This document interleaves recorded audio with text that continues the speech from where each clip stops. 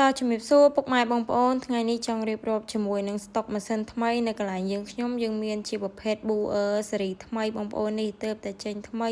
025តម្លៃត្រឹមតែ2លានជាងទេសម្រាប់បងប្អូនត្រូវការប្រភេទថ្មីកេះអាចតាក់ទងមកកាន់ហាងយើងមានកម្លាំងសេះ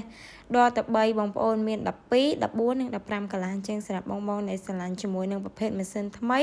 តម្លៃធូរអាចតាក់ទងមកបាននេះប្រភេទ Hugata RTN 165តម្លៃត្រឹមតែ2លានជាងដូចគ្នាសម្រាប់ការធានាគឺរយៈពេល1ឆ្នាំដូចគ្នាបងប្អូនថ្មីហើយកេះ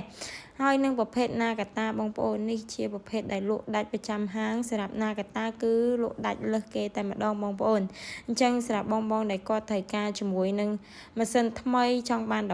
15កន្លះគឺយើងមានទៅតាមប្រភេទកម្លាំងម៉ាស៊ីនដូចគ្នាបងប្អូនសម្រាប់បងដែលគាត់ត្រូវការអាចតាក់ទងមកបាននឹងប្រភេទមួយទៀតគឺ BK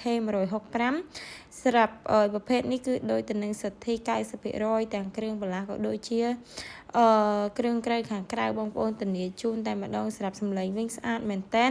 តម្លៃត្រឹមតែ2លានជាងដូចគ្នាកម្លាំងគឺដល់ទៅ165និងយើងមានជាមួយនឹង140ដូចគ្នាបងប្អូនហើយសម្រាប់បងត្រូវការតែដៃតម្លៃ3លានជាងបងប្អូន025គឺមានជាមួយនឹងកង់កស៊ូដូចគ្នាត្រឹមតែ3លានជាងទេបងប្អូនអញ្ចឹងសម្រាប់បងត្រូវការប្រភេទស៊េរីណាក៏បានណាកាតាក៏បានឬក៏ប្រភេទផ្សេង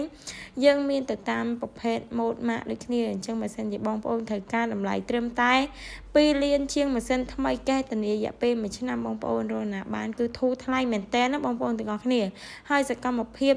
ដែលនាងខ្ញុំថតនេះគឺសិតតែអីវ៉ាន់ដែលបងប្អូនអតិជនគាត់ទិញទាំងអស់បងប្អូននេះ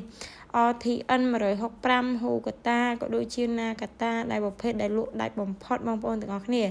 ចឹងសម្រាប់បងដែលគាត់ត្រូវការប្រភេទម៉ាស៊ីនថ្មីធានារយៈពេល1ឆ្នាំតម្លៃត្រឹមតែ2លានជាងមាន2លានស្ដាង2លានក្រាស់ទៅតាមប្រភេទនិងម៉ូដដូចគ្នា